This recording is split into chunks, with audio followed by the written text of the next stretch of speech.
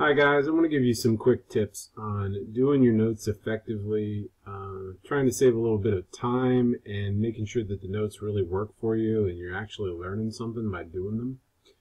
So I'm just kind of throwing this together real quick, but first thing you need to think about is when you're doing your Cornell notes, there's a reason why you have all these sections on the notes. And the key with Cornell notes is if you do them correctly, it's all about repetition. You do not want to do everything on your note page in one sitting or even in one day. You want to focus on doing the notes one day, then come back and do the main ideas and the questions another day. That gives you a repetition. You're looking at the stuff one more time and that helps you remember it and retain the information. And then you want to go back and you want to do the summary another day so that by the time you're done with your Cornell notes, you've been exposed to the material 3 different times on 3 different days. That increases your chances of remembering the stuff a bunch. That's the whole point behind this whole system, is to get you to revisit it, and then each successive time you're doing it, you're processing it a little bit, but you're creating a little bit less. So the amount of time you're spending on it is a little bit shorter, but you're forcing your brain to work a little bit harder with each successive entry that you put in here. Now, the next tip I want to give you is you need to, when you sit down to watch these videos, you want to make sure that you understand what it is you're looking for when you're watching the videos. So I've got like the PowerPoint from one of our videos up here. This is one of the ones that we'll do this week. This is the homework instructions. I would recommend you print this out and look it over, get your highlighter out, and look for the things that you need from your notes. A lot of the things that I put in the video is information that helps you understand what's going on, but it's not necessarily everything that you need to take notes on. You want to make sure your notes are focused on the things that you're going to be tested on. So when you look over your homework, you'll look it over, and I'll usually put in there what the things are that you need to learn. And a lot of times I'll list vocabulary terms, people, places, things that it is essential for you to know. So you want to go through your notes and look at them, like in here with our next one. I've got listed in all these British laws and policies that you need to know. A lot of these you were exposed to last year in civics. And a lot of the colonial reactions to the British policies that led to the American Revolution. You want to understand that you're looking for these consequences of the war that lead to these laws. And then you need to see that that's going to result in American reactions, and you want to understand the relationship between the two. But anything that you see with these terms on it, you want to make sure you get notes on. If it's not one of those things, it may not be super essential for you to write a bunch down about it. Also, I've got listed in here important people. When you see these names pop up, you want to make sure that you get notes on those people. You want to know what you're looking for before you sit down to start taking your notes.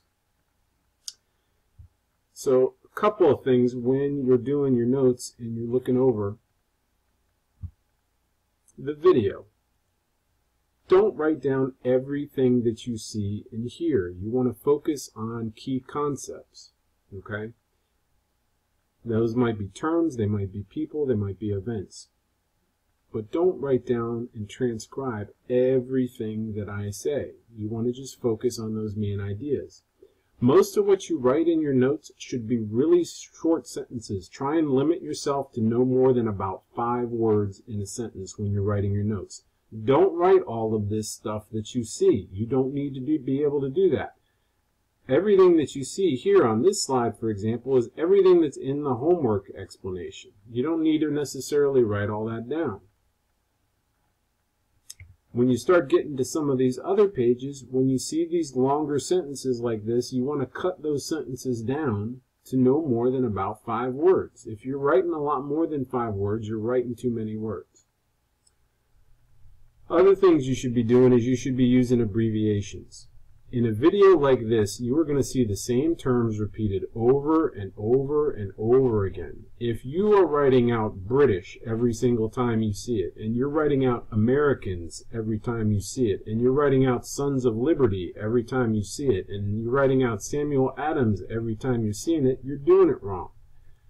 It's probably a good idea to glance through at first see what kind of things are in there, and then start using some abbreviations. If you know what kind of terms are going to pop up, develop an abbreviation early on in your notes and then use that over and over again. What a lot of people will do, and what I like to do, is the first time you use it, for example, let's say I was going to abbreviate Patrick Henry right here.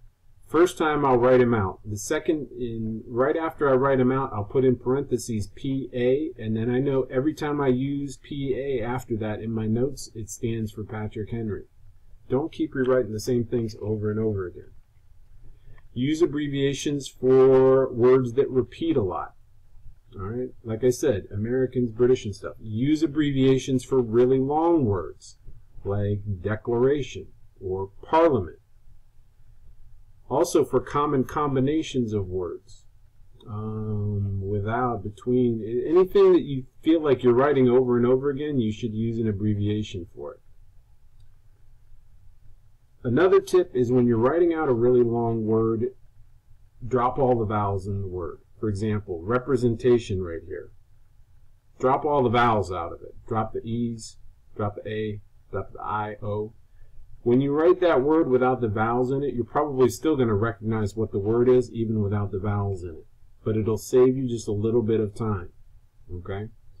Same thing with words like declaration and rights and grievances. Don't be writing all that stuff out if you don't really need it.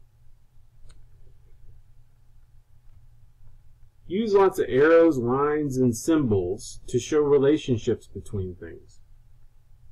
When you're talking about something like this, where you have lots of cause and effect relationships, use arrows to show those relationships. When things are happening at the same time, use symbols. Math symbols work really good in notes. Greater than, less than, equal to, not equal to. Use little number lists to rank things in terms of importance or to list things. That's a good idea.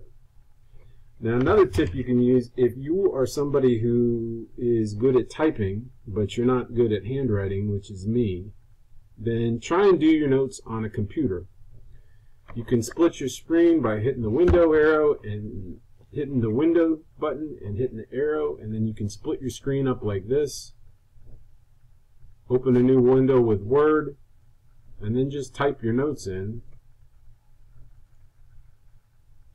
while you have a video playing over on the other side. If you have the YouTube video playing over here and then you're typing your notes on this side,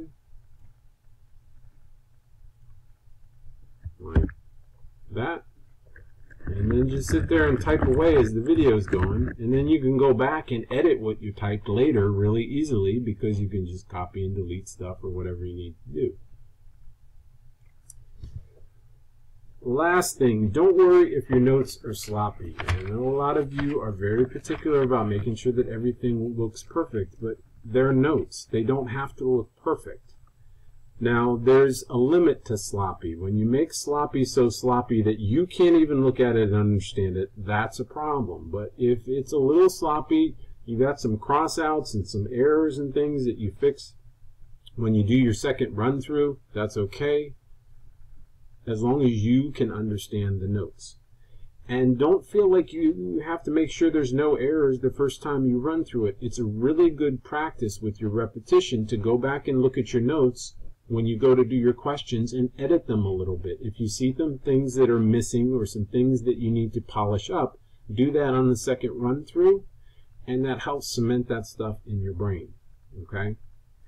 I hope this is helping you guys. If you need more help, if notes are a big issue for you, you need to come and see me in the morning so I can kind of go over it with you. Bring me some of your examples of your stuff and I can look at it, because a lot of your notes, I don't always get to see them because you guys are checking them together. So bring them to me, have me look at them, and I can suggest some pointers to you. There's a gazillion videos out on the internet of ways to make faster and quicker and smarter notes. So if you need to research some more, but work smarter, not harder.